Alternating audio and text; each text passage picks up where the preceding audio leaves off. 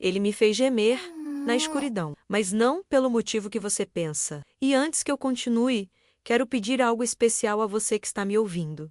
Se essa história tocar em algo dentro de você, se sentir que vozes como a minha não podem ser caladas, considere se tornar membro deste canal. É a forma mais forte de nos apoiar e garantir que essas verdades continuem sendo contadas. Dizem que o silêncio da noite guarda segredos que ninguém ousa revelar. Para mim, cada sombra no quarto parecia um aviso.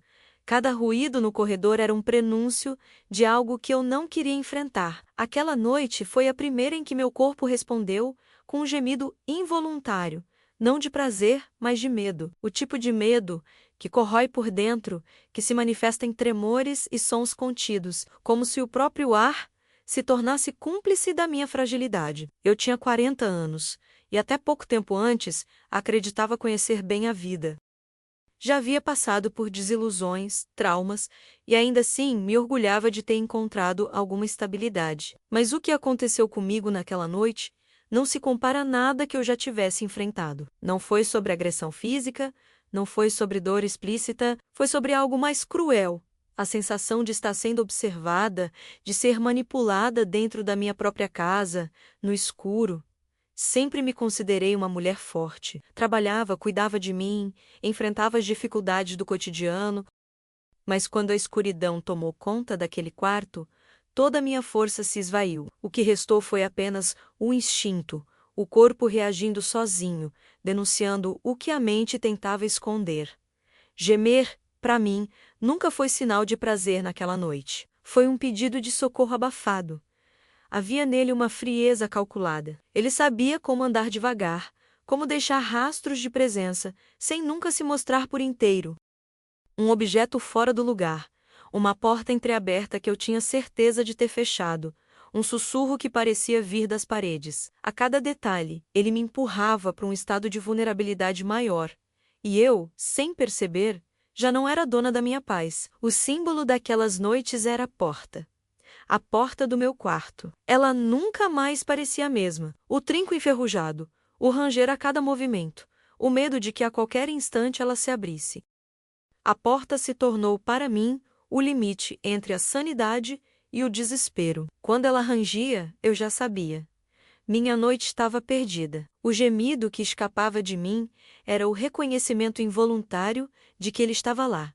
E não pense que foi algo rápido, um susto isolado.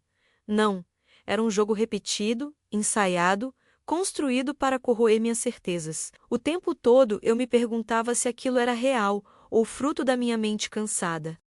Mas bastava olhar os objetos fora de lugar para ter certeza de que eu não estava inventando nada. Ele queria que eu soubesse que estava ali.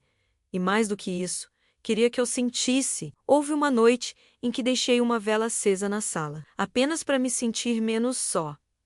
Pela manhã, encontrei o resto da vela apagada e partida ao meio, como se alguém tivesse feito questão de me mostrar que até a luz podia ser interrompida quando ele quisesse. Essa vela se tornou outro símbolo, outro lembrete de que o controle não era mais meu. Não foi prazer, foi medo.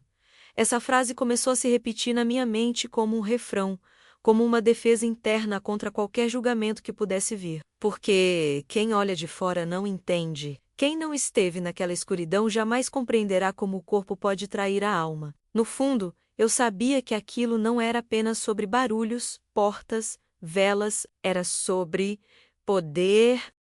Ele queria me reduzir, queria me transformar em alguém que gemia, não por escolha, mas por reflexo de pavor. E quanto mais eu reagia, mais ele parecia se alimentar do meu desespero silencioso. Mas engana-se quem pensa que eu aceitei esse papel sem resistência. Dentro de mim, algo começou a se mover. O mesmo medo que me fazia gemer na escuridão também começou a se transformar em algo diferente. Um desejo de entender, de resistir, de reverter o jogo. Era como se cada noite roubada plantasse em mim uma semente de coragem. E é justamente aí que começa a minha história. Porque naquela primeira noite eu não sabia. mas estava sendo forjada. O que começou como terror e impotência se tornaria a base de algo muito maior. E antes que eu continue, quero pedir de novo a sua ajuda. Se essa história já te prendeu até aqui, deixe o seu like e comente abaixo o que faria no meu lugar. O seu engajamento faz toda a diferença para que possamos continuar trazendo relatos intensos como este. Depois daquela primeira noite, a escuridão nunca mais foi apenas ausência de luz para mim. Ela passou a ser presença, uma presença incômoda, sufocante, como se a sombra tivesse adquirido corpo e intenção. E eu sabia, ele estava lá. Não precisava vê-lo. Bastava sentir o frio que tomava a sala, a sensação de que meus passos não ecoavam sozinhos. Era sempre à noite. O dia parecia normal, rotineiro, até tranquilo, mas eu carregava no corpo a ansiedade das horas que se aproximavam. O sol se punha, e junto dele vinha o peso de uma vigília que eu não tinha escolhido. Eu me pegava olhando para cada detalhe da casa como se estivesse catalogando provas. A janela que nunca fechava do mesmo jeito, a gaveta que insistia em não permanecer trancada, o espelho embaçado sem motivo. A cada noite, ele me lembrava que estava no comando. Não precisava de palavras. Bastavam gestos sutis, quase imperceptíveis. Eu deixava uma cadeira alinhada à mesa e, ao acordar, ela estava virada para a porta. Colocava um livro aberto sobre a cama e, pela manhã, encontrava a página dobrada em outra parte. Coisas pequenas, banais, para qualquer um. Mas para mim, sinais claros de que ele atravessava meu espaço, de que eu não estava só. E quando a porta rangia, eu gemia. Não por escolha. Era meu corpo reagindo ao pavor, denunciando a fragilidade que eu tanto tentava esconder. Sempre repito, não foi prazer, foi medo. Um medo que se infiltrava nos ossos, que fazia a respiração pesar, que me transformava em uma estranha dentro da minha própria casa. Eu tentava racionalizar, pensava em colocar câmeras, em trancar cada cômodo, em vigiar o espaço como uma sentinela. Mas o problema não estava nas trancas.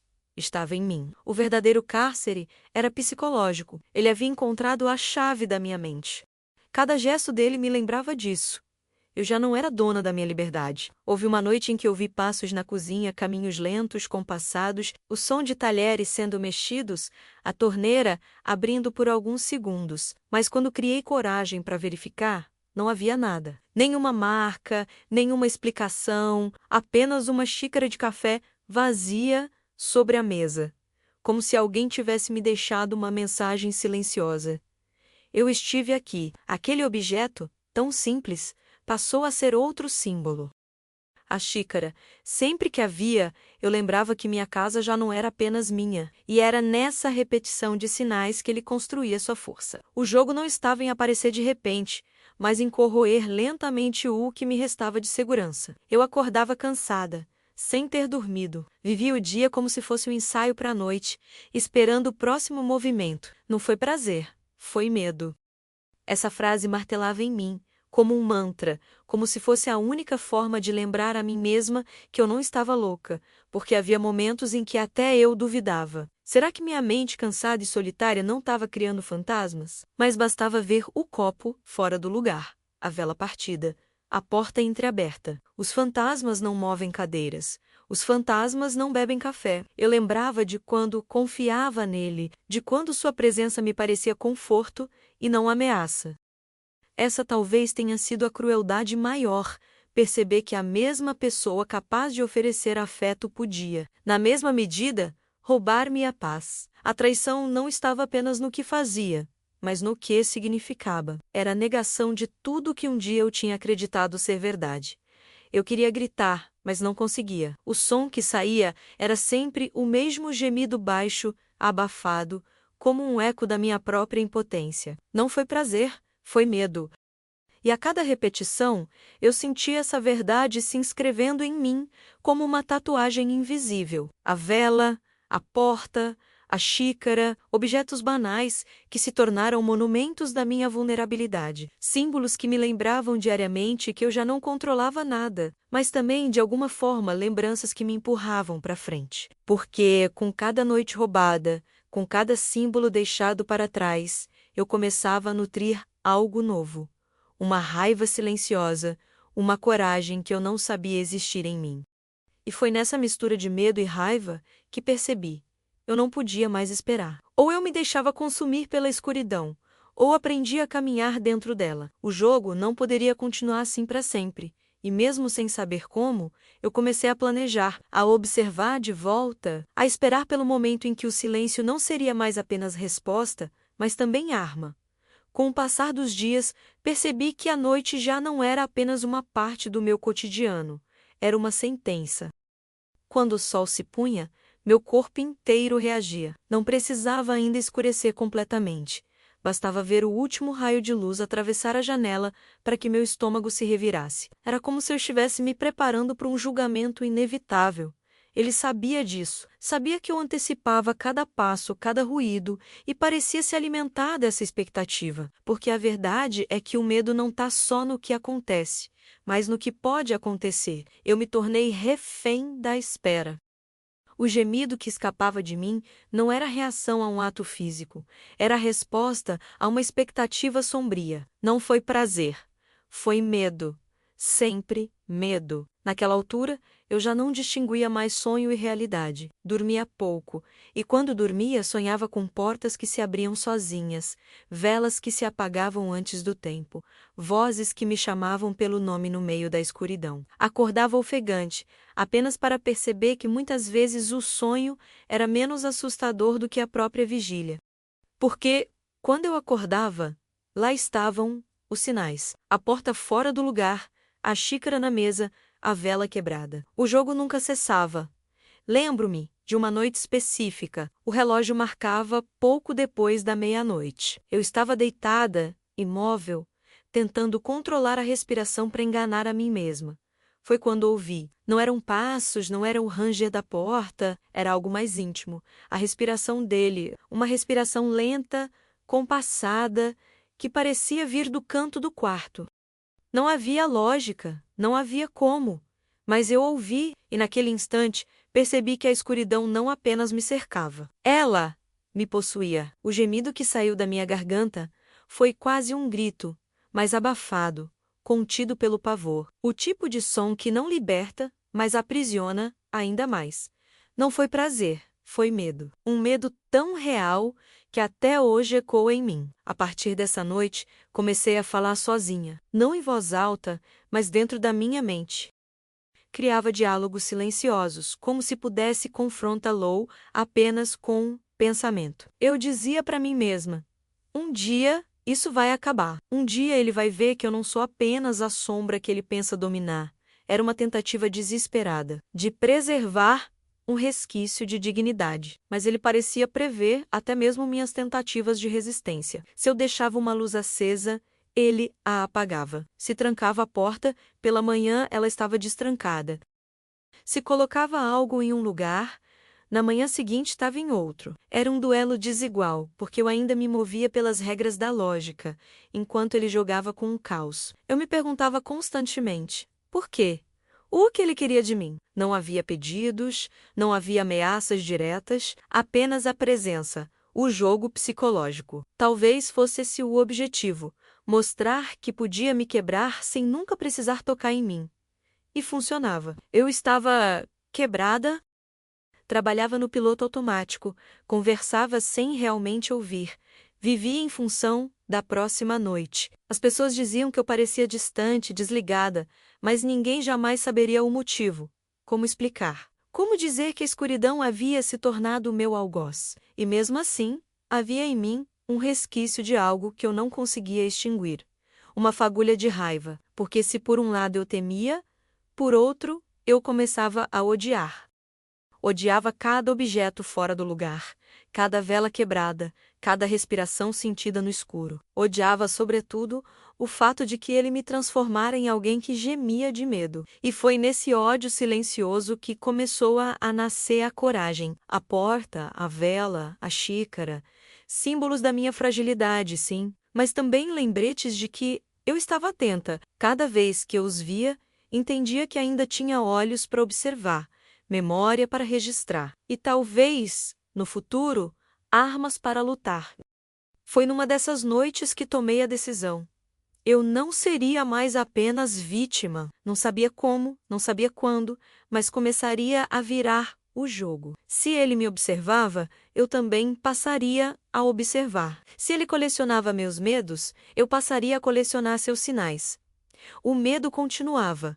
O gemido ainda escapava, mas algo dentro de mim havia mudado. Pela primeira vez, eu não estava apenas sofrendo, estava planejando. E essa mudança, embora invisível para ele, foi o primeiro passo para a virada. Porque se ele achava que o silêncio era a resposta, em breve descobriria que também podia ser arma. Eu decidi que, se ele me observava, eu o observaria também. Parei de lutar contra a noite como quem tenta apagar um incêndio com as mãos e comecei a mapear o terreno. Toda a rotina virou experimento. A cama arrumada de um jeito específico. A porta a um ângulo exato. A xícara alinhada com um azulejo rachado. A vela, partida ao meio, devolvida ao mesmo lugar.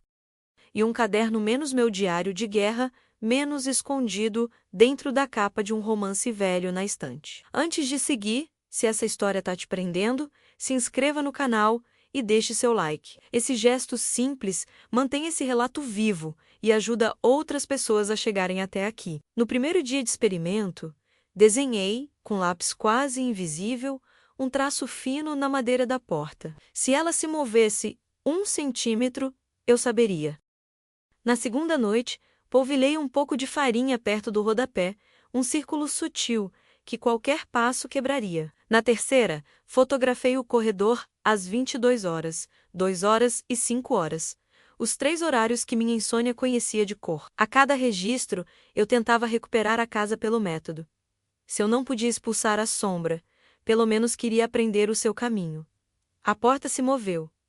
Não muito. O traço de lápis estava esfolado no canto, como se um dedo tivesse roçado de leve. E o círculo de farinha, na manhã seguinte, tinha uma falha curva, um semicírculo imperfeito que atravessava até a metade. Eu respirei fundo diante disso como quem encontra uma pegada no barro. Não era alucinação, não era devaneio, eram marcas. Eu comecei então a testar as chaves. Tinha 2 cópias antigas do cilindro da entrada. Guardei uma numa lata de biscoito e escondi a outra no bolso de um casaco que eu quase não usava. Contaria quantas vezes tocava nelas, quantas vezes as encontraria fora do lugar. Em uma semana, a chave do casaco sumiu e reapareceu na gaveta do criado mudo, embaixo do controle remoto. A lata de biscoito estava levemente fora do prumo, um giro de 2 milímetros, que eu só percebi porque tinha tirado uma foto antes. Ele estava dentro. Entrava, saía, catalogava meus medos como eu catalogava seus vestígios. Havia um cheiro também discreto, quase educado, mas insistente. Um misto de colônia cítrica com algo amadeirado. Não era meu. Eu nunca teria escolhido aquele cheiro. Às vezes, ele ficava no corredor como um aceno. Outras, grudava no tecido da cortina. Eu passei a anotar. Cheiro às 1h47, cheiro às 3h12. Cheiro sem hora, mas com intenção. Em uma tarde, toquei a campainha do vizinho de baixo. Perguntei sobre barulhos, sobre gente estranha no prédio, sobre entregas de madrugada. Ele disse que nada notara. E eu percebi que o meu algoz não queria plateia, queria intimidade. O palco era compacto. Meu quarto, meu corredor, minha cozinha. A plateia era de uma pessoa só. Eu, no meio desse processo, preciso muito da tua opinião.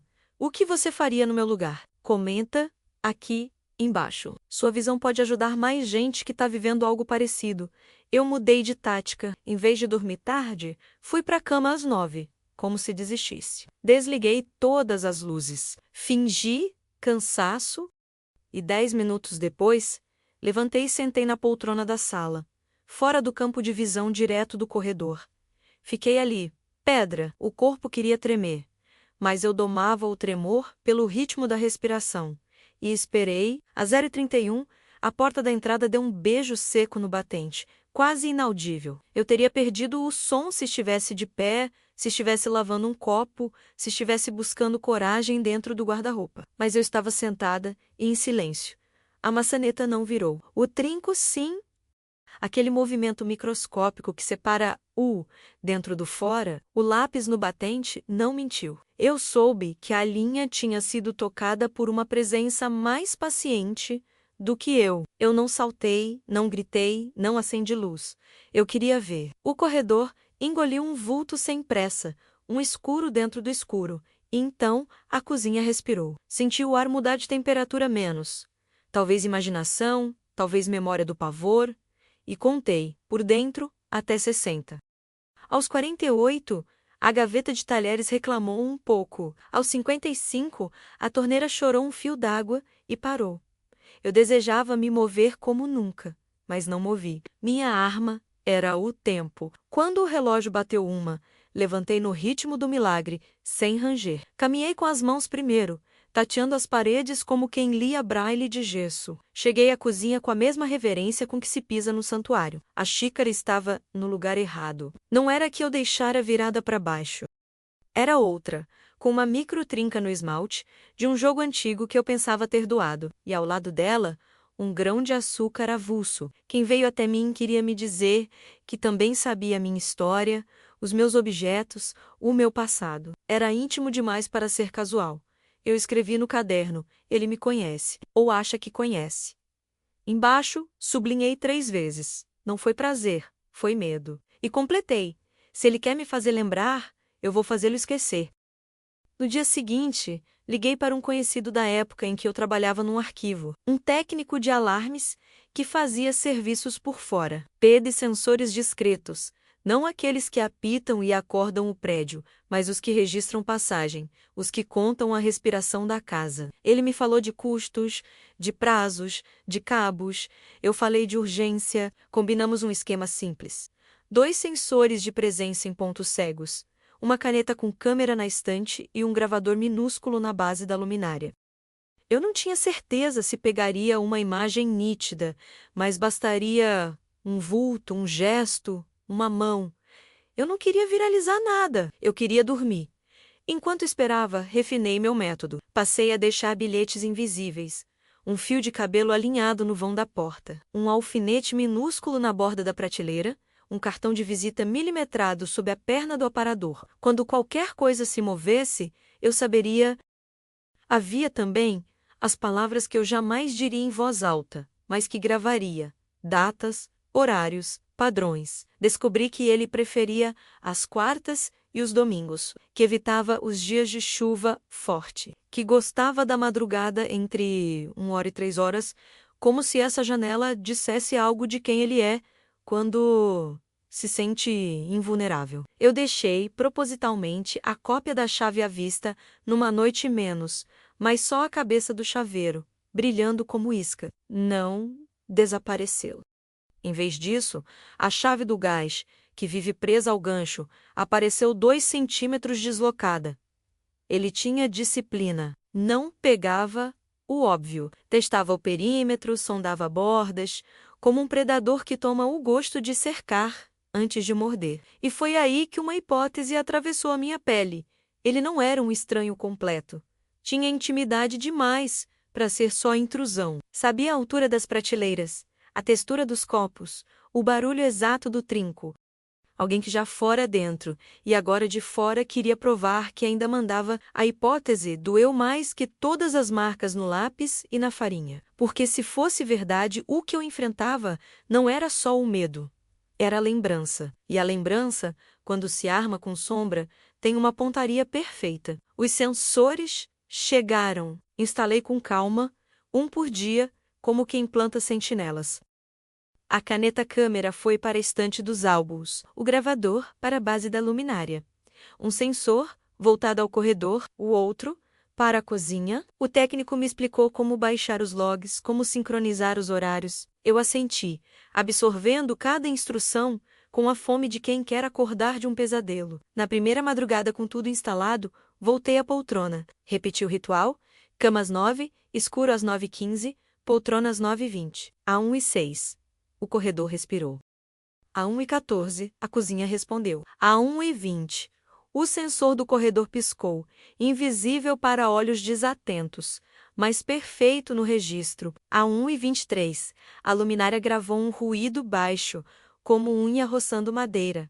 Eu não vi o rosto, eu não ouvi o nome, mas o padrão estava lá, estampado em números. Alguém atravessava minhas fronteiras com a convicção de quem acha que nunca será pego. Eu não sorri, não era vitória, ainda, era prova, e prova é uma forma de esperança. Se você acredita que essa história precisa continuar sendo contada com coragem, torne-se membro do canal. Seu apoio mantém esse trabalho vivo e dá fôlego para ir até o fim. A manhã seguinte foi diferente. Eu não despertei apenas com o cansaço acumulado. Eu acordei com expectativa. Peguei o gravador ainda de olhos semiabertos, coloquei os fones e apertei o play. Aos 1:23 da madrugada, lá estava o som seco de unha contra madeira. Era rápido, mas inconfundível. Um gesto humano, cheio de intenção. Depois, silêncio. O tipo de silêncio que não é vazio, mas saturado de presença. Abri também o log do sensor. 2 ativações na cozinha, 3 no corredor, um pico anormal na sala. O gráfico desenhava, em linhas azuis e vermelhas, a coreografia da minha própria assombração. Eu respirei fundo, pela primeira vez, eu tinha algo tangível. Não eram só memórias, não eram só objetos fora do lugar. Eram dados. Ainda assim, a sensação não era de alívio. Era de peso? Porque se antes eu podia duvidar de mim mesma, agora não havia mais desculpas. Eu estava diante da verdade nua. Alguém realmente atravessava meu espaço, e fazia isso como quem visita um jardim particular. Decidi intensificar o experimento. Espalhei fios de cabelo em lugares improváveis. No parapeito da janela, entre as páginas de um livro na estante, sobre a toalha dobrada no banheiro, na manhã seguinte. Metade deles estavam deslocados. A janela aberta 1 centímetro. O livro com a lombada mais gasta, a toalha amassada como se tivesse sido usada para secar mãos que não eram as minhas. E então veio o objeto que mais me marcou. Em cima da mesa, no lugar onde eu costumava deixar minhas chaves, havia um botão, sim, um botão de roupa, preto, com a linha ainda presa, como se tivesse sido arrancado de propósito. Não era meu. Não havia peça de roupa minha que combinasse com aquele detalhe. Ele tinha deixado uma marca física, concreta, íntima. Era a prova mais invasiva até então. Eu olhei para aquele botão como quem olha para um bilhete de ameaça. Escrevi no caderno. Ele está dizendo que pode deixar pedaços de si em mim. E a frase doeu. Não foi prazer, foi medo. Sempre medo. Na noite seguinte, sentei novamente na poltrona. O corpo já não tremia tanto. Talvez porque o medo começava a se misturar com raiva. Às 2:07, ouvi a porta da cozinha bater devagar. O sensor acusou. O gravador registrou, e então, algo novo. Um sussurro. Baixíssimo, quase inaudível, mas que se repetiu 2 vezes. Reproduzi o áudio dezenas de vezes. Não consegui decifrar as palavras. Mas era a voz, era ele, e naquele instante, algo mudou em mim. Eu deixei de ser apenas vítima. Eu agora tinha inimigo, alguém com voz, com cheiro, com objetos, com marcas, alguém que podia ser caçado. Passei o dia seguinte relendo o caderno. Cada anotação agora parecia ganhar um novo significado. Cheiro cítrico às 3:12. Porta do banheiro encostada. Xícara trincada na pia. Tudo formava uma linha do tempo, um padrão de comportamento. Ele tinha horários, tinha rituais. Ele acreditava que o silêncio o protegia, mas não percebia que o silêncio também fala. Nesse ponto, quero pedir algo importante a você que me acompanha. Comente aqui embaixo o que faria se estivesse no meu lugar. Seu comentário pode abrir novas formas de enxergar e, quem sabe, ajudar alguém que também viva na escuridão. Naquela mesma noite, decidi inverter o jogo. Ao invés de esperar pela presença, deixei uma mensagem. Escrevi, em letras grandes, num papel. Eu vejo você. Coloquei em cima da mesa, sob a mesma luminária que guardava o gravador. E me escondi, na poltrona, imóvel, esperando. Às 1:40, o sensor da sala acusou o movimento, o gravador registrou um som de papel sendo movido. E no dia seguinte, o bilhete não estava mais lá. No lugar dele, havia outro pedaço de roupa, uma etiqueta arrancada de uma camisa social com o nome de uma lavanderia do bairro. Foi o primeiro erro dele. Anotei. Agora eu tenho uma pista. Eu fiquei olhando aquela etiqueta por minutos, talvez horas. As letras estavam gastas, mas ainda legíveis. O nome de uma lavanderia de bairro, a poucas quadras de casa. Era como se ele tivesse deixado um recado sem perceber. Ou talvez tivesse deixado de propósito, para me provocar, para dizer que estava perto, muito mais perto do que eu queria admitir. Passei a manhã inteira segurando aquele pedaço de pano, como quem segura uma chave. Era pequeno, insignificante, mas continha mais do que qualquer barulho no corredor. Era um indício de que o inimigo tinha corpo, roupas, rotina. E se tinha rotina, podia ser rastreado. Tomei coragem e fui até a lavanderia. O cheiro de sabão em pó e amaciante me atingiu na porta, como uma lembrança do que um dia significava segurança e cuidado. Mostrei a etiqueta à atendente. Ela não reconheceu de imediato, mas chamou a dona, uma senhora de óculos, olhar afiado, que estudou o pedaço de tecido com atenção. Depois de alguns segundos, levantou os olhos e disse: "Essa marca aqui eu conheço. É de uma camisa que recebemos há umas semanas. Cliente antigo, sempre traz lotes parecidos." Meu coração disparou. Perguntei o nome. Ela hesitou. Disse que não poderia dar informações sem autorização. Insisti. Expliquei que eu estava em perigo, que aquele detalhe podia mudar tudo. Ela apenas respondeu: "Não posso expor clientes, mas se alguém vem sempre aqui, é questão de você observar." Saí da lavanderia com mais perguntas do que respostas. Mas agora eu tinha um local de espera, um lugar onde talvez pudesse ver o rosto do meu algoz. Durante 3 dias seguidos, fiz vigília disfarçada na frente da loja. Sentava em um banco próximo, fingindo ler um livro ou mexer no celular, mas meus olhos estavam fixos na porta. Homens entravam e saíam, sacolas iam e vinham, mas nenhum me despertava certeza. Até que, no 4º dia, vi algo que me paralisou. Era um homem de meia-idade, altura mediana, cabelos ralos, usando um casaco marrom. Ele entrou com naturalidade, cumprimentou a atendente com familiaridade e entregou 2 camisas dobradas. Eu poderia jurar que o cheiro cítrico e amadeirado se misturou ao ar quando ele passou. Meu corpo reagiu antes mesmo da mente. Meu estômago embrulhou, minhas mãos suaram e um arrepio me percorreu a espinha. Não foi prazer, foi medo. Voltei para casa, atordoada. Anotei no caderno cada detalhe: casaco marrom, cabelo ralo, voz baixa, cliente da lavanderia. Mas a grande revelação não foi essa. A grande revelação veio quando a memória se impôs. Eu já conhecia aquele homem.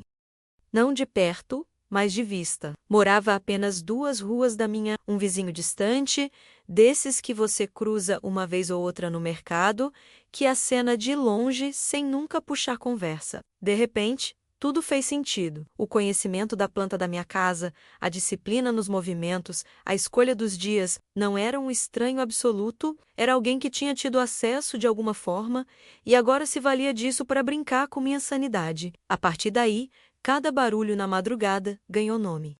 Cada sombra ganhou rosto. O vulto não era mais uma abstração, era ele. E saber disso não trouxe alívio. Pelo contrário, trouxe um terror ainda mais profundo, porque não era mais uma força invisível, era humano, era próximo, era real. No entanto, junto do medo, veio também a raiva, uma raiva que crescia a cada vez que eu lembrava da vela partida, da xícara deslocada, da respiração no quarto. Ele não era mais apenas um espectro, era um homem, e homens podem ser expostos. Naquela noite, sentei-me novamente na poltrona, mas dessa vez com outra postura. Eu já não era vítima apavorada esperando pelo próximo sinal. Eu era a caçadora e ele o alvo. Quando ouvi a porta ranger, não gemi. Meu corpo estremeceu, sim, mas junto com o pavor havia uma decisão. O refrão ecoou dentro de mim. Não foi prazer, foi medo. E o medo, transformado em fúria, me manteve em silêncio absoluto. Ele entrou. Eu senti. O sensor piscou. O gravador captou. E pela primeira vez eu sorri, mesmo que por dentro. Porque agora Eu sabia quem era. E quando você dá nome ao seu inimigo, já deu o primeiro passo para derrotá-lo. Antes de continuar, quero te pedir algo essencial.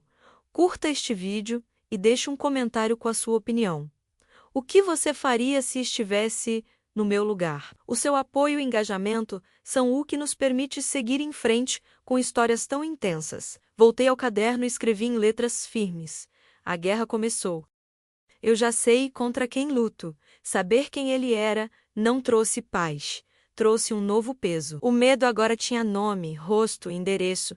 E isso mudou tudo. Porque quando você descobre quem atravessa suas portas, a pergunta não é mais se ele virá, mas quando e como você vai reagir. Durante dias, carreguei essa verdade como se fosse um segredo inflamável, que poderia me consumir a qualquer instante. Evitei olhar diretamente para ele nas ruas, fingia normalidade quando cruzávamos na calçada. Mas, por dentro, cada fibra do meu corpo gritava: eu sei que é você.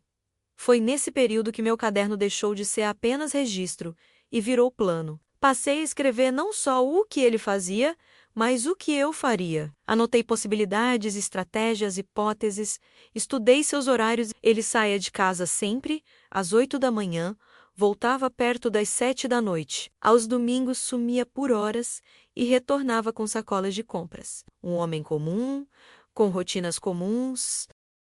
Mas eu sabia que por trás dessa fachada estava o predador que me assombrava à noite. Não foi prazer, foi medo. Sempre medo. Mas agora o medo começava a se transformar em combustível. Minha primeira decisão foi simples.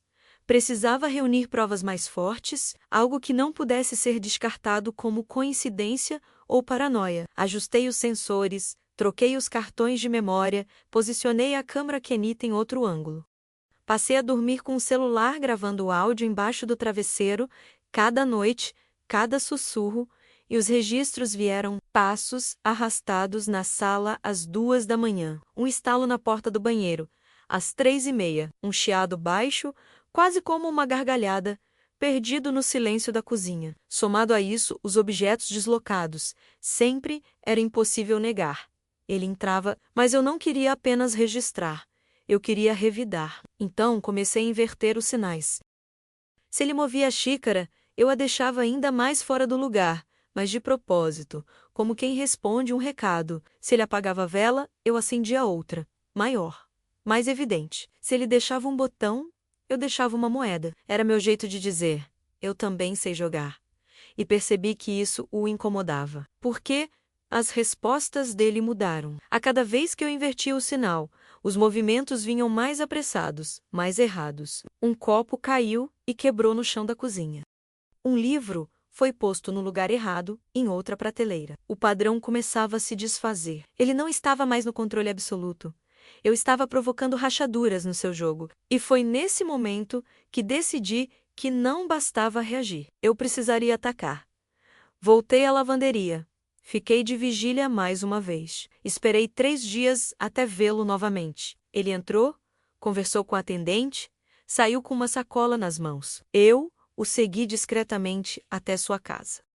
Era um sobrado simples, 2 ruas atrás da minha. Portão enferrujado, jardim descuidado, cortinas sempre fechadas. Fiquei observando de longe, o coração disparado. Era ele, e eu sabia que se quisesse vencer, teria que conhecer não apenas seus passos na minha casa, mas também seus passos fora dela. Voltei para casa naquela noite com uma ideia fixa: transformar meu caderno em armadilha. Cada anotação se tornaria uma peça do tabuleiro.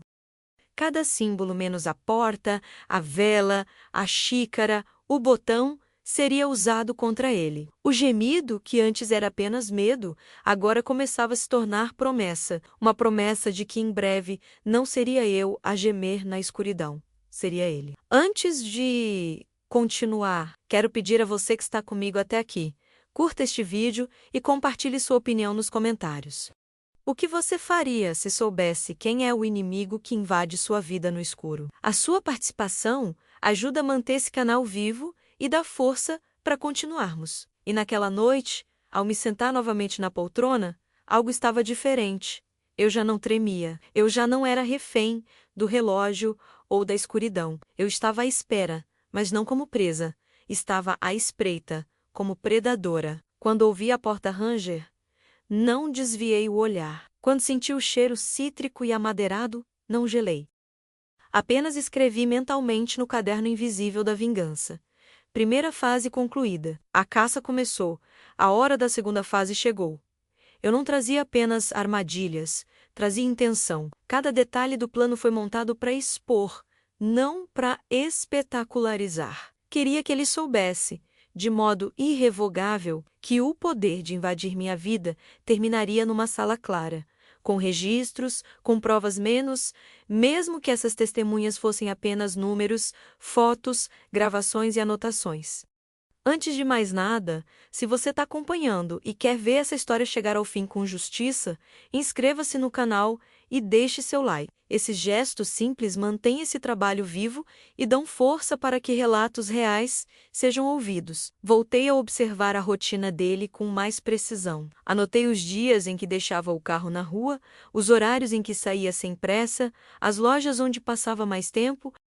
Percebi que ele frequentava, além da lavanderia, um pequeno café na esquina, onde lia o jornal e conversava por minutos que pareciam calculados. Era o tipo de homem que gostava de repetição, e repetição é mapa.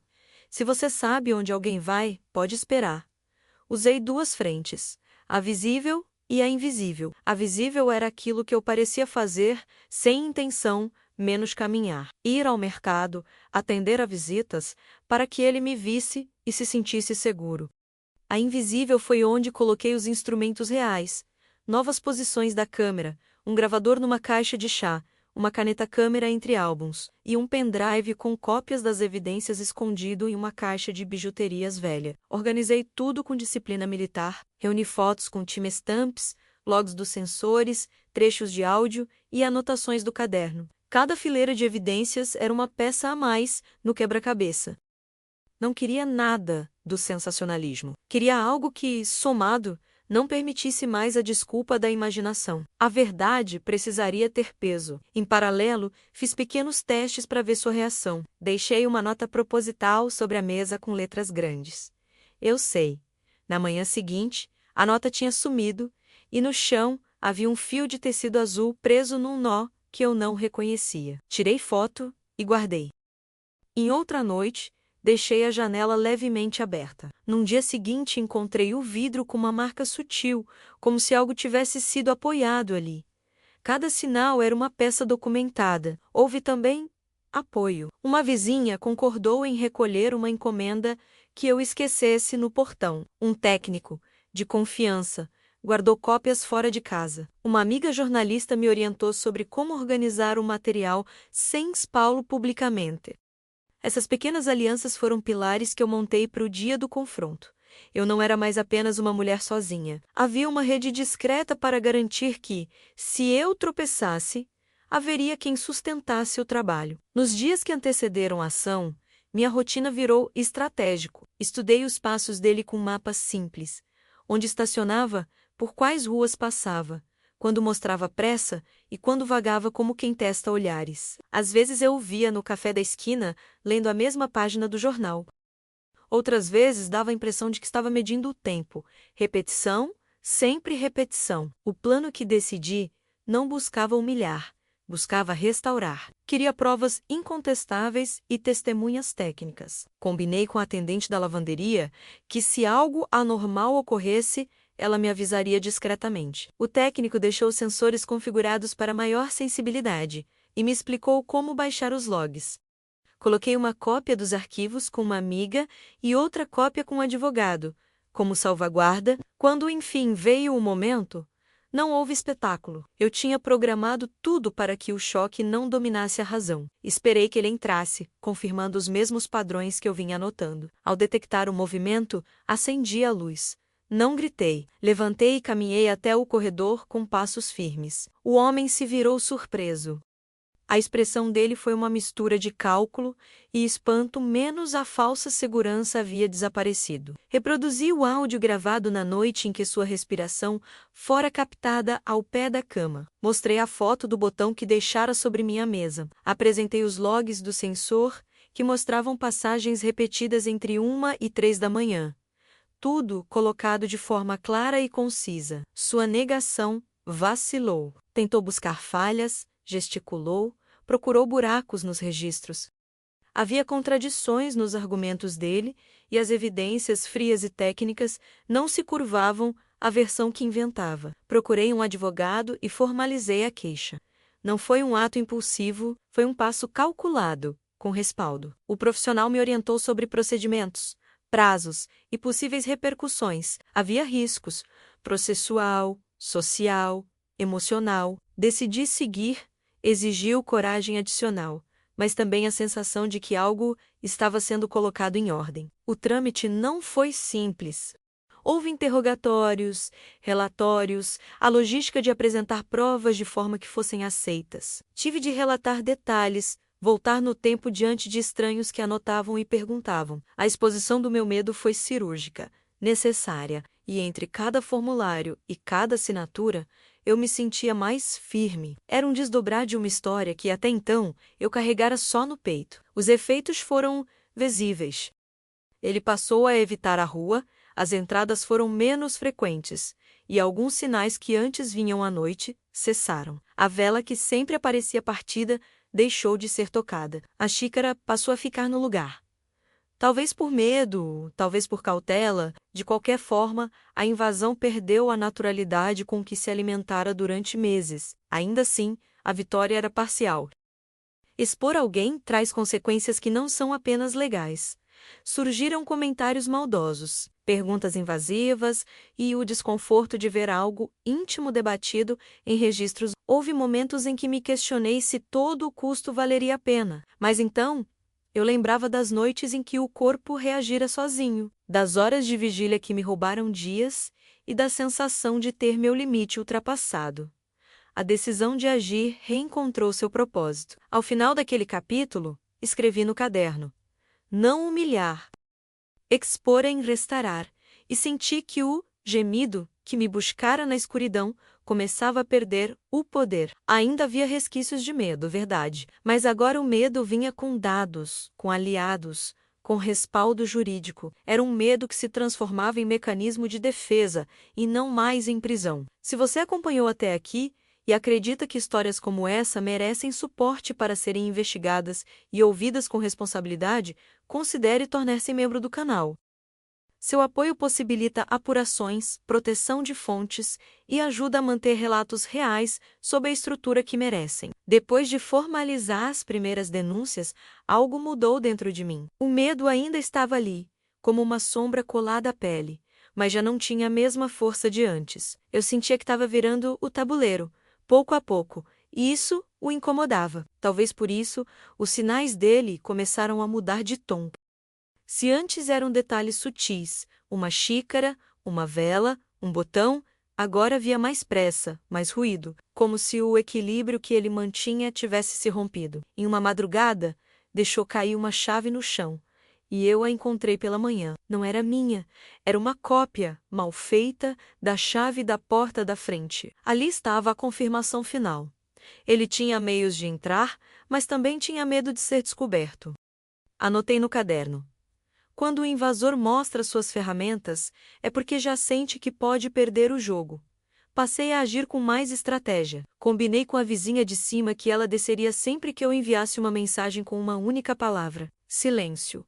Ela entenderia que era hora de ficar atenta, de observar pela janela, de ser testemunha. Esse pacto simples me deu mais confiança. No trabalho, continuei aparentando normalidade. Mas cada pausa para o café, cada olhar para o relógio, era parte de um cálculo interno. Eu esperava pelas madrugadas, como quem espera pelo próximo capítulo de um livro sombrio. Numa dessas noites, preparei a armadilha mais arriscada. Deixei a porta deliberadamente encostada, como um convite. Coloquei o celular gravando em vídeo na prateleira do corredor, camuflado entre livros, Esperei na sala, imóvel. E quando o relógio passou das 2 da manhã, ouvi novamente o trinco ceder. Dessa vez, ele não foi sutil. A porta abriu com força contida, os passos mais pesados do que nunca. Eu ouvi o som da respiração, como da primeira vez, só que mais acelerada, menos confiante. Talvez fosse ansiedade, talvez fosse raiva. O vídeo registrou apenas uma sombra passando, mas foi suficiente. Eu sabia que cada segundo era prova. Cada segundo era munição. Ele mexeu em gavetas, deslocou objetos, quase como se buscasse me provocar. Mas quando encontrou o bilhete que eu deixara menos uma simples folha escrita, já sei quem você é. O barulho cessou, e no silêncio que se seguiu, pude ouvir o som mais significativo de todos. A porta fechando de novo, ele havia recuado. Na manhã seguinte, revi as imagens. Não era nítido, mas era suficiente para confirmar a presença. Mostrei ao advogado, ele disse. Está perto do ponto de virada. Aguente mais um pouco. E eu aguentei. Cada noite, cada registro, cada vez que meu corpo ainda reagia com aquele gemido involuntário. Eu lembrava a mim mesma. Não foi prazer, foi medo. Mas agora o medo não me paralisava. Agora era combustível. Antes de continuar para o próximo capítulo dessa história, quero pedir a você que está comigo até aqui. Curta este vídeo e compartilhe nos comentários sua visão. Esse apoio fortalece o canal e dá ainda mais sentido a cada relato. Na última página do caderno daquela semana, escrevi apenas 3 palavras. O fim começou. Quando escrevi no caderno, o fim começou. Eu ainda não sabia como ele terminaria. Eu só sabia que não seria em sussurros. O medo que me fez gemer virou método. O método, prova, e a prova, caminho. A primeira manhã do fim veio com um envelope. Meu advogado formalizou o pedido de medidas protetivas, anexando logs, imagens, relatórios e uma linha do tempo que transformava a escuridão em datas. Não havia poesia nos arquivos, apenas o necessário. Horas, locais, deslocamentos, repetição. A verdade não precisa gritar quando tem coluna vertebral. Ele foi intimado. O rosto que um dia foi apenas sombra surgiu, enfim, em papel timbrado. A vizinhança, que antes só tinha boatos, agora tinha fatos. Eu respirei, como quem aprende de novo. Não se trata de humilhar, trata-se de devolver o peso certo às coisas. Eu devolvi o peso da culpa para quem escolheu carregá-la. Na noite seguinte, a porta não rangeu. Nenhuma xícara saiu do lugar. A vela permaneceu inteira. Não era paz, menos era pausa. Pausas, às vezes, significam medo do outro lado. Entendi. O predador reorganizava o terreno. Eu reorganizei o meu. Troquei fechaduras, refiz rotinas, alinhei pessoas. O eu que começou esse relato já não existia. Havia uma mulher que sabia nomear seus limites e convidar testemunhas quando preciso. Ele tentou uma última manobra. Mandou, por terceiros, um recado disfarçado de desculpa. Dizia que tudo não passara de mal-entendidos, que jamais quis provocar medo. O velho truque. Diluía a violência no vocabulário da confusão. Recusei. Mal-entendido não entra em casa às 2 horas. Não parte velas ao meio. Não respira no canto do quarto. O que entrou tinha intenção. O que fica agora é consequência. A audiência foi breve. A frieza dos autos é cruel, mas necessária. Eu falei o suficiente. O resto falou por mim. Gravações, fotos, datas, relatos. Ele hesitou, tentou negar, tentou culpar o silêncio, tentou chamar de exagero. O silêncio não estava no banco dos réus, estava nos arquivos. E arquivar, naquele dia, significou libertar. Medidas deferidas, perímetros claros, fiscalização prevista. Não é um filme, é a estrutura mínima para que a noite volte a ser noite e não território de caça. Na volta para casa, passei pela lavanderia. Não precisava de símbolo nenhum, mas quis encerrar os meus. A etiqueta arrancada deixou de ser ameaça, virou lembrança do caminho. A porta, a xícara, a vela menos todos os meus monumentos de dor recobraram o lugar de objetos. O corpo entendeu. Naquela noite, dormi. E quando acordei, havia um silêncio diferente. Não o silêncio que prende a respiração, mas o que devolve a escolha. Escrevi a última página do caderno. Não foi prazer, foi medo. E o medo, quando encontra nome, caminho e testemunhas, perde a fantasia e vira fato. Fato tem protocolo, e protocolo protege. Embaixo, uma linha só.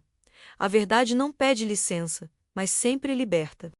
Se você chegou até aqui, eu quero te pedir 3 coisas simples, que fazem diferença real. Curta este vídeo, é a forma mais rápida de empurrar essa história para quem precisa. Comente o que ficou de lição para você.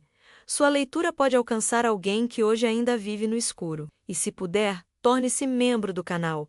Seu apoio mantém este espaço de relatos responsável, protegido e vivo. Eu sigo, não como quem esquece, mas como quem decidiu lembrar do jeito certo. A porta continua no lugar, a vela também, e a xícara, enfim, só serve café. O resto, eu deixo com quem de fato precisa carregar. Encerrar essa história não foi apenas relatar o que aconteceu. Foi, acima de tudo, recuperar o direito de narrar a minha própria vida. Durante meses, vivi como se cada noite fosse uma batalha invisível, em que eu perdia, mesmo quando sobrevivia. O corpo denunciava, a mente duvidava e o silêncio me condenava. Mas hoje, quando olho para trás, sei que o caminho que me trouxe até aqui não foi apenas de dor, foi também de construção. A escuridão que um dia foi território dele agora é apenas ausência de luz. As sombras que antes tinham voz e respiração, hoje são apenas reflexo de móveis antigos. O corredor voltou a ser caminho. A cozinha voltou a ser cozinha. E a vela voltou a ser chama de rotina. Ele tentou me transformar em um corpo trêmulo, em uma mulher refém de gemidos de medo. Mas o que restou de tudo isso foi o contrário, uma mulher capaz de usar o próprio medo como prova, como combustível, como arma. Não foi prazer, foi medo. Sempre repito essa frase porque ela é a essência de toda a jornada. O corpo pode reagir, o coração pode fraquejar, mas isso não significa entrega. Significa que somos humanos diante da violência. E que até mesmo o medo pode ser usado como testemunha. O que antes parecia vergonha, hoje é escudo. E o mais importante de tudo, ninguém vence sozinho. Quando comecei a registrar, quando dividi provas com o advogado, quando pedi apoio à vizinha, quando falei em voz alta o que acontecia menos, foi nesse momento que deixei de ser alvo e passei a ser sujeito da minha história. A solidão é a arma do agressor. A rede de apoio é a resistência de quem sobrevive. Na última vez que o vi, na audiência, percebi que o jogo tinha acabado. Ele tentou negar, tentou manipular palavras, tentou distorcer intenções, mas diante de datas, horários, gravações e testemunhas, a mentira não resistiu. A fantasia que ele cultivou na escuridão se dissolveu na luz dos altos. E eu aprendi algo valioso. Ninguém é tão forte quanto acredita quando a verdade é exposta. Agora sigo com cicatrizes invisíveis. Mas sigo, a vida não volta a ser a mesma menos e talvez nem deva voltar. O que vivi me ensinou que a liberdade não é ausência de medo, mas a coragem de enfrentá-lo. Que a justiça não é espetáculo, mas processo. Que a dignidade não é presente, mas conquista. Escrevi no final do meu caderno, em letras grandes. Ele me fez gemer na escuridão, mas não pelo motivo que ele queria. Porque no fim, cada gemido foi lembrança de que eu estava viva, e viva eu continuei, até transformar a noite em prova, o medo em voz e a verdade em libertação. E é por isso que compartilho esta história. Porque talvez alguém, em algum lugar, ainda esteja vivendo no escuro. E se essa pessoa ouvir minha voz, talvez perceba que não está só. Se essa história chegar até ela, talvez ganhe coragem para transformar seu silêncio em palavra, e sua palavra em prova. Se você acredita que ninguém deve carregar o peso da noite sozinho, curta este vídeo, compartilhe sua visão nos comentários e considere se tornar membro do canal. É o seu apoio que mantém este espaço vivo, e cada história contada aqui pode ser a luz na escuridão de alguém. A verdade não pede licença, mas sempre liberta. E eu, enfim, sou livre.